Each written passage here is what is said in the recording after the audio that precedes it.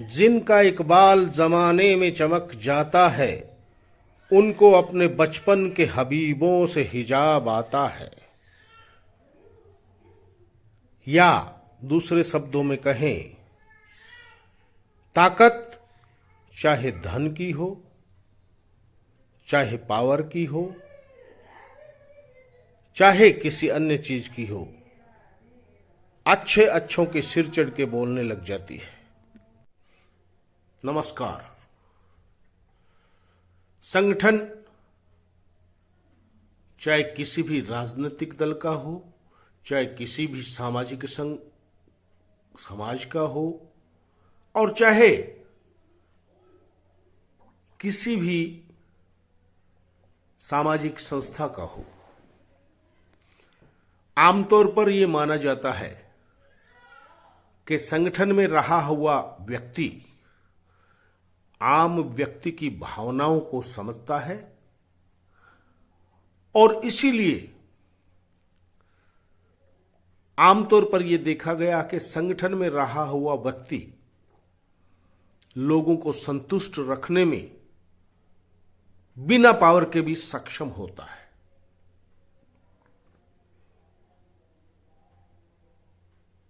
बात करें हम किसी भी राजनीतिक दल की, तो आंशिक बदलाव के अलावा राजनीतिक दलों की भी संगठन की गतिविधियां, संगठन की परिपाटी लगभग मिलती जुलती ही होती है।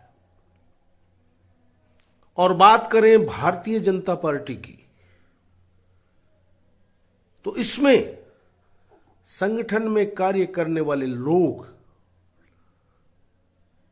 जन चर्चा में अति अनुशासित माने जाते हैं, या फिर कम्युनिस्ट पार्टी में तो संगठन के प्रति बहुत ही समर्पित माने जाते हैं।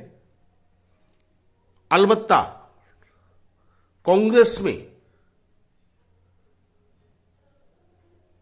संगठन इन दोनों राजनीतिक पार्टियों के मुकाबले ज्यादा लचीलापन रखने वाला होता है। बात करते हैं रतनगढ़ विधानसभा क्षेत्र में भारतीय जनता पार्टी की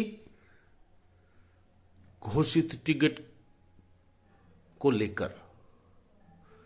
अविनेश महर्षि को भारतीय जनता पार्टी ने फिर से अपना उम्मीदवार घोषित किया है। जो पिछले 5 साल से निर्वाचित विधायक के रूप में भारतीय जनता पार्टी के रतनगढ़ विधानसभा क्षेत्र से कार्यरत है, और इससे पहले इसी रतनगढ़ विधानसभा क्षेत्र से अविनेश महर्षि कांग्रेस से भी विधायक का चुनाव लड़ चुके हैं। तो बसपा में प्रवेश कर वे चूरू लोकसभा का चुनाव भी लड़ चुके हैं, और हिंदुस्तान में लोकसभा चुनाव में बसपा के उम्मीदवार के रूप में सर्वाधिक वोट लेने का तमगा भी अविनेश महर्षि के ही लगा। और कांग्रेस छोड़कर आने के बाद और बसपा से लोकसभा उम्मीदवार बनने के बाद लोकसभा चुनावों में कांग्रेस के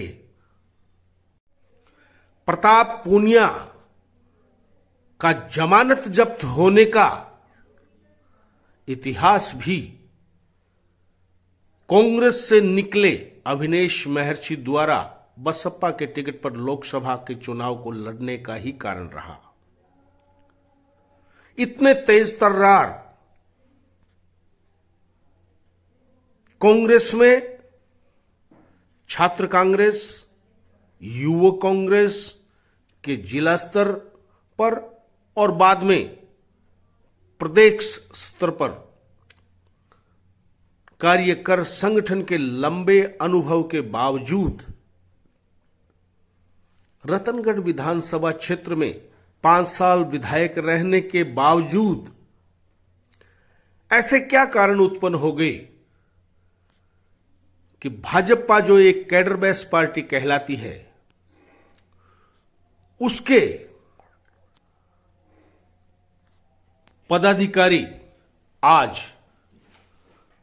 अभिनेश महर्षि के टिकट के खिलाफ ताल ठोक रहे हैं और भाजपा के अनुशासन, जो कि भारतीय जनता पार्टी संघ की पृष्ठभूमि होने के कारण कैडर बेस और अनुशासित मानी जाती है, उस अनुशासन को तोड़ने के लिए भी भाजपा के रतनगढ़ विधानसभा क्षेत्र के नगर अध्यक्ष अरविंद इंदौरिया के नेतृत्व में भाजपा के 1100 पन्ना प्रमुख, 6 मंडल अध्यक्ष, 195 बूथ अध्यक्ष, 30 शक्ति केंद्र संयोजक, 30 शक्ति केंद्र प्रभारी, 360 मंडल कार्यकारिणी, 6 मंडलों के 3 मोर्चा अध्यक्ष व 60 मोर्चा कार्यकर्ताओं सहित भाजपा के कार्यकर्ताओं ने ये कहते हुए कि हम जन्मजात भाजपाई हैं और भाजपाई ही रहेंगे, लेकिन अभिनेश महर्षि को भाजपा द्वारा उम्मीदवार बनाए जाने का विरोध सार्वजनिक रूप से करेंगे। ये सभी पदाधिकारी न तो बूथ में बैठेंगे, ना ही चुनाव प्रचार में भागीदारी निभाएंगे और ना ही अभिनेश महर्षि का समर्थन करेंगे। बहुत ही आश्चर्यजनक तथ्य ये उभर कर आया है, और वो भी एक ऐसे नेता के लिए जो संगठन में वर्षों काम किया है, संगठन का वर्षों का अनुभव है। तो इन 5 साल के विधायक काल में ऐसे क्या कारण हुए कि अभिनेश महर्षि ने भारतीय जनता पार्टी के समर्पित और अनुशासित कार्यकर्ताओं में अपनी पैठ नहीं बना पाए। समझ से बाहर है, लेकिन नेता चाहे विधानसभा क्षेत्र का हो, चाहे जिला स्तर का हो, चाहे प्रदेश स्तर का हो, जब कार्यकर्ताओं पे पकड़ उसकी नहीं बन पाती तो वो लंबे समय तक उस संबंधित पार्टी में नेता बनकर नहीं रह सकता। लगता है कांग्रेस की पृष्ठभूमि के चलते सब कुछ जल्दी हासिल करने की लालसा के चलते अभिनेश महर्षि और साथ में ही अपने परिवार के उच्च संपर्कों के चलते कहीं न कहीं अहंकार का भाव उनके मन में व्याप्त हो गया हो। नहीं तो कोई कारण नहीं है कि भारतीय जनता पार्टी जैसी अनुशासित पार्टी और अनुशासित कार्यकर्ताओं, और वो भी जन्मजात,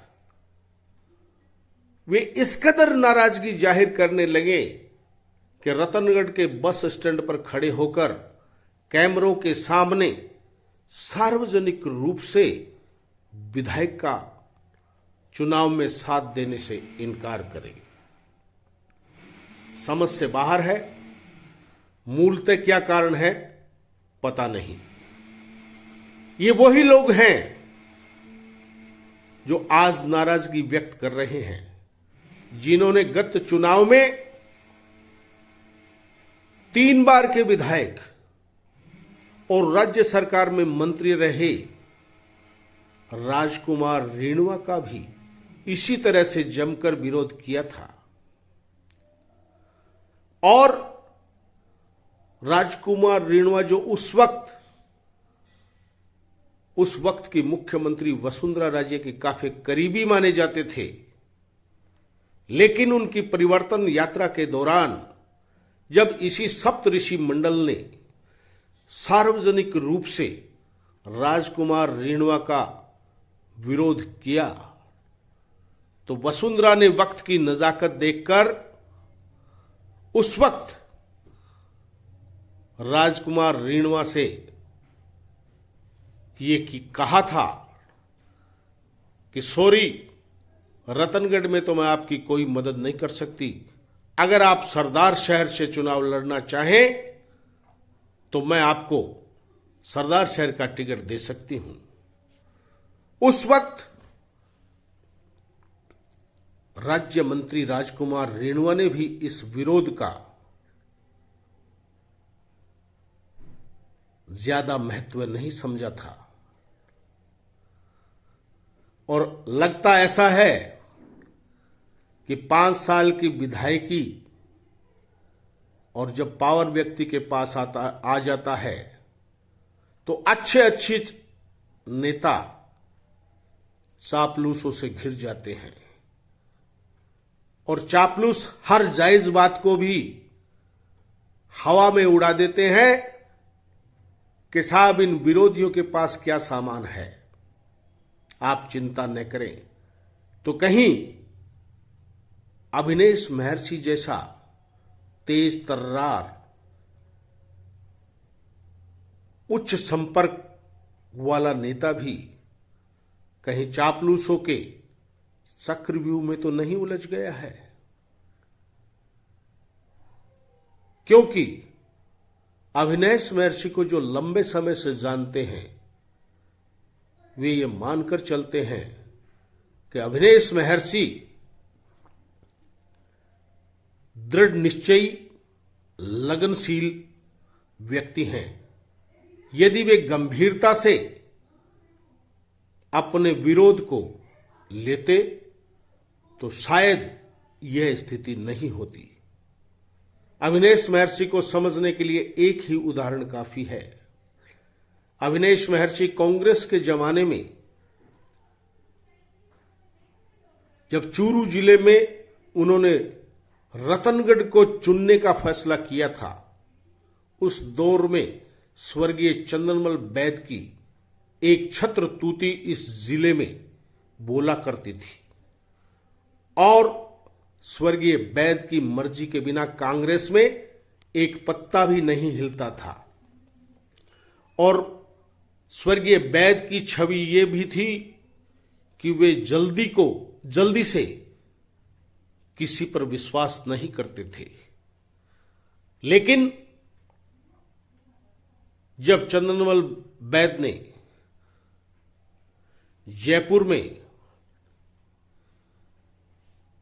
तारानगर के नहर के पानी के लिए आंदोलन किया, तो यही वो अभिनेश महर्षि थे जिन्होंने उस आंदोलन में अपने आप को चंदनमल बैद के करीब रखकर जब लाठीचार्ज हुआ तो ये चंदनमल बैद के ऊपर छतरी बनकर खड़े हो गए थे। और उस दिन के बाद अभिनेश महर्षि चंदनमल बैद के विश्वस्त लोगों में गिने जाने वाले लगे। भले ही उस घेरे तक पहुंचने के लिए भारी पुलिस व्यवस्था के बीच उन्होंने अपने बड़े भाई आईपीएस सीबी शर्मा का सहारा लेकर ही अंदर प्रवेश किया हो, लेकिन वे अपने मिशन में कामयाब हो गए। तो अब तो पार्टी के वफादार कार्यकर्ताओं का ही मामला है। ऐसा क्या कारण है कि अविनेश महर्षि जैसा तेज तर्रार व्यक्ति अपने कार्यकर्ताओं, पार्टी के वफादारों की बगावत पर नियंत्रण करने में असफल हुए हैं और इसका आगामी विधानसभा चुनाव में क्या असर पड़ेगा, ये तो खैर आने वाला वक्त ही बताएगा। लेकिन अविनेश महर्षि जैसे व्यक्ति से इस तरह की अपेक्षा जरूर नहीं की जा सकती। क्षेत्र जनसंघ से लेकर के आज तक के कार्यकाल में भारतीय जनता पार्टी का संगठन बहुत बड़ा मजबूत रहा। आज तक सिर्फ 2 बार कांग्रेस के विधायक यहां से जीते। नगरपालिका में भी बहुत कम मात्रा में कांग्रेस के चेयरमैन बने। ये दुर्भाग्य है कि आज पहली बार हम सभी भारतीय जनता पार्टी के सभी पदाधिकारी कार्यकर्ताओं ने आज केवल और केवल मात्र भारत माता जय, वंदे मातरम के नारे लगाए हैं। आज भारतीय जनता पार्टी जिंदाबाद का नारा लगाते हुए हमारे मन में बड़ा दुख हो रहा है। आज भारतीय जनता पार्टी जिंदाबाद का नारा हमारे मुख से छूट रहा है और इसको छोड़ने में मैं कहना चाहूंगा कि शीर्ष नेतृत्व है भारतीय जनता पार्टी, हमारे संभाग के नेता जो अग्रणी है, मैं उनको पूरा दोष देना चाहूंगा। आज हम सब लोगों ने लगातार जब से नगरपालिका चुनाव हुए, नगरपालिका चुनाव में हमारे यहाँ के स्थानीय विधायक ने हमारे साथ अनदेखी की। उससे लेकर आज तक हम सब ने जब भी समय आया, हम सब ने हमारे शीर्ष नेतृत्व को अवगत करवाया कि यहाँ के विधायक, हम सभी भारतीय जनता पार्टी के मूल जो कार्यकर्ता हैं, जिन्होंने पार्टी को सींचा है, उन्होंने हमारे साथ हमेशा अनदेखी की है, हमको नकारा घोषित किया है। इतना सब कुछ होने के बावजूद, समय समय पर शिकायत दर्ज कराने के बावजूद आज समय ऐसा आ गया है कि हमारे यही सुनने में आ रहा है कि एक बार फिर भारतीय जनता पार्टी के सभी कार्यकर्ताओं, हजारों कार्यकर्ता जिन्होंने खून पसीना बहा करके इस पार्टी को सींचा है और रतनगढ़ तो जनसंघ से लेके आज तक गढ़ रहा है, उस गढ़ को, उस किले को आज शीर्ष नेतृत्व जो धराशायी करने के लिए जा रहे हैं। आज एक कार्यकर्ता, हजारों कार्यकर्ता खून के आंसू रो रहे हैं, उनकी एक भी सुनी नहीं जा रही है। पार्टी बड़े बड़े वादे करती है, अमित शाह जी बूथ अध्यक्ष से बातें करेंगे, अमित शाह जी पन्ना प्रमुख से बातें करेंगे, लेकिन ये बातें सारी आज कहीं ढपोसला दिखाई दे रही है। आज यहाँ का कार्यकर्ता बहुत ज्यादा दुखी है। बार बार विरोध करने के बावजूद हमने परिवर्तन यात्रा के माध्यम से 7,000 के लगभग कार्यकर्ताओं ने इकट्ठे होकर के परिवर्तन यात्रा के माध्यम से विरोध दर्ज करवाया था। हमने पत्र दिए हैं, हमने सबने हमारे शीर्ष नेतृत्व को ऑप्शन दिया था कि इनके अलावा किसी भी व्यक्ति को आप टिकट देते हैं, हम उनको यहाँ से जिता करके भेजेंगे और ये भारतीय जनता पार्टी का गढ़ है, यहाँ से हमेशा भारतीय जनता पार्टी जीतती है। मैं बताना चाहूंगा, हमने कभी कोई कोर कसर नहीं छोड़ी। हमारे यहाँ संभाग के नेता, चाहे राजेंद्र सिंह जी राठौड़ हो, चाहे सतीश जी पूनिया हो, चाहे अर्जुन राम जी मेघवाल हो, हमने उन सब के लिए जी जान लगाए हैं। जब राठौड़ साहब का जन्मदिन आता है तो 1300 यूनिट ब्लड केवल और केवल मात्र राजस्थान में रतनगढ़ के कार्यकर्ताओं ने दिया था। आज वो खून का पानी हो गया है। जब हमारे अर्जुन राम जी मेघवाल, जब कड़ाके की ठंड में यहाँ का पारा चूरू जिले का सबसे हाईएस्ट ऊपर जाता है, उस कड़ाके की ठंड में हमें सूचना मिलती है अर्जुन राम जी मेघवाल रेल के माध्यम से सुबह 4 बजे पहुंचेंगे। हमारे हजारों सैकड़ों कार्यकर्ता रेलवे पर पहुंच जाते हैं, उनका आने के बाद में स्वागत करते हैं। सतीश जी पूनिया का जब पता चलता है कि उनका जन्मदिन जयपुर में मनाया जा रहा है, हजारों की संख्या में जयपुर कार्यकर्ता जाते हैं। मैडम जब आती है, उनका कहा जाता है कि बम्बू में मीटिंग है, सालासर में मीटिंग है, और हजारों कार्यकर्ता अपने खर्चे पर गाड़ियां लेकर के, आज कार्यकर्ता के पास खर्चा देने के लिए नहीं होता, पार्टी को भुगतना पड़ेगा, आने वाले लोकसभा चुनाव में भुगतना पड़ेगा और इस विधानसभा चुनाव में भुगतना पड़ेगा। अभी मैं बता दूं, हमने अभी मीटिंग की है जिसमें सैकड़ों की संख्या में कार्यकर्ता आए थे, जिसमें पन्ना प्रमुख, बूथ अध्यक्ष, शक्ति केंद्र संयोजक, प्रभारी, मंडल के सभी पदाधिकारी, हमारे मोर्चों के सभी पदाधिकारी, सबने एकजुट होकर के और सबने इस्तीफा लिखा है मेरे नेतृत्व में, और हम सभी कार्यकर्ता इस्तीफा दे रहे हैं। अब चाहे कोई भी कितनी भी ताकत हमारे पास आ जाए, हम यहाँ पर कार्यकर्ता कोई भी भारतीय जनता पार्टी के हैं, भारतीय जनता पार्टी के रहेंगे, लेकिन कोई भी कार्यकर्ता न बूथ पर जाएगा, न बूथ टेबल लगाएगा और न कोई सहयोग करेगा। ये हमारी मांग है। और इस्तीफे का जो हमारा पत्र है, ये हमारे हरलाल जी सारण जो जिला अध्यक्ष है उनके पास भेजें। इसकी प्रतिलिपि सीपी जोशी जी के पास भेजेंगे, अमित शाह जी के पास भेजेंगे, मोदी जी के पास भेजेंगे। और हमारी मांग है, आपने ये जो निर्णय किया है वो बहुत ही सर्वथा गलत किया है, इसका खामियाजा भुगतना पड़ेगा। आप जो विरोध हमने पहली बार ये मांग की थी कि हमें मूल भारतीय जनता पार्टी का कोई भी कार्यकर्ता, हमने उनको ये तक कहा था कि कोई भी कार्यकर्ता हो सकता है, हमारी कोई, हम किसी बात पर अड़े नहीं थे कि इसी को टिकट दिया जाए, किसी को भी आप देते हैं हम उसके साथ हो जाएंगे। लेकिन फिर भी उन्होंने हमारी बात को नहीं सुना, हमें ऐसा अंदेशा हुआ है, इसलिए हम ये विरोध कर रहे हैं।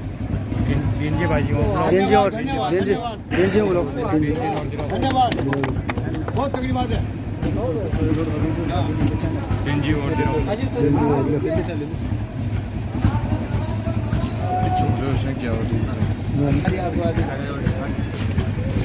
आज रतनगढ़ विधानसभा क्षेत्र के भारतीय जनता पार्टी या भारतीय जनता पार्टी से प्रेम करने वाला हर कार्यकर्ता ये चाहता है कि यहाँ भारतीय जनता पार्टी के संगठन के किसी भी व्यक्ति को टिकट मिले।